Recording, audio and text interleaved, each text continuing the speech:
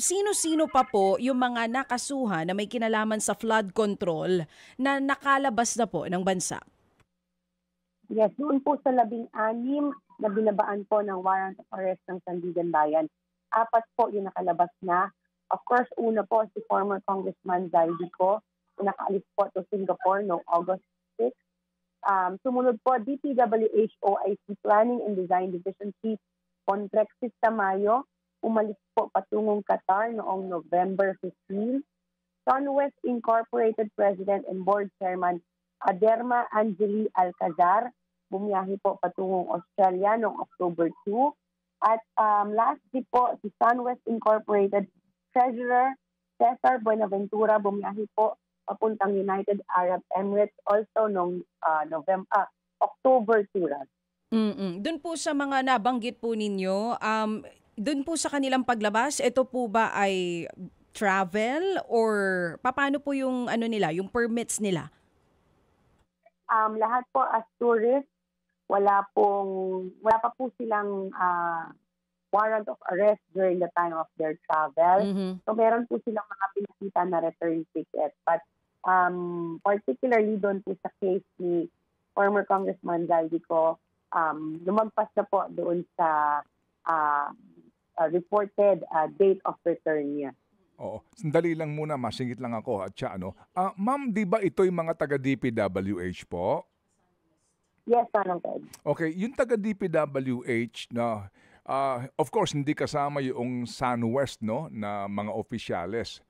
Kasi nga, pribado namang kumpanya yun. Taga-DPWH, di ba dapat hinihingian ng travel authority yung mga yun? Opo, ito pong taong ito may presinta po na travel authority upon departure.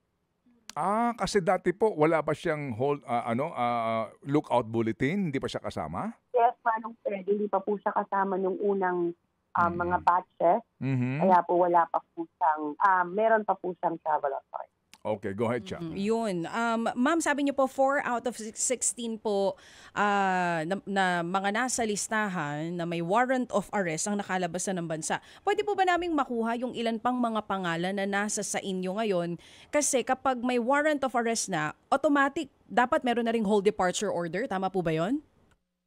Hindi po. Magkaiba po sila, DJ Tata. Yung hold departure order is just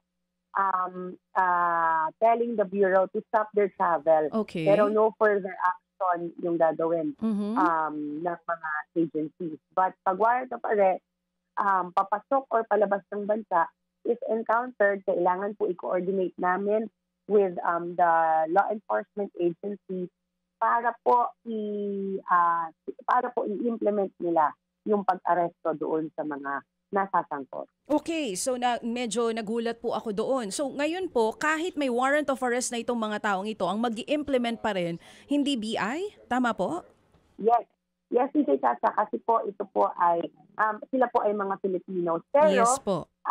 kapag dadaan po sila sa ating mga paliparan, whether arrival or departure, i-refer pa rin po natin sa kapulisan for them to implement the arrest. But kung matanong niyo po kung automatic yung hold departure order, technically, Yes. hindi po sila parehas. Okay. Pero parehas din po ang effect since i-turn over na po sila at huhulihin na po sila. So essentially, hindi rin po sila makakaalis ng bansa. So hindi siya pareho, magkaiba yung warrant at hold departure order, but technically, medyo ganun nga. Kung meron mang isa dun sa 16, o sabihin na natin yung 4 kasi na nakalabas na, kung may 8 na nasa listahan, kung lalabas po yan ng bansa, pipigilan nyo po yan dyan sa immigration at ino-notify nyo na po agad yung mga police. Ganun po yung mangyayari.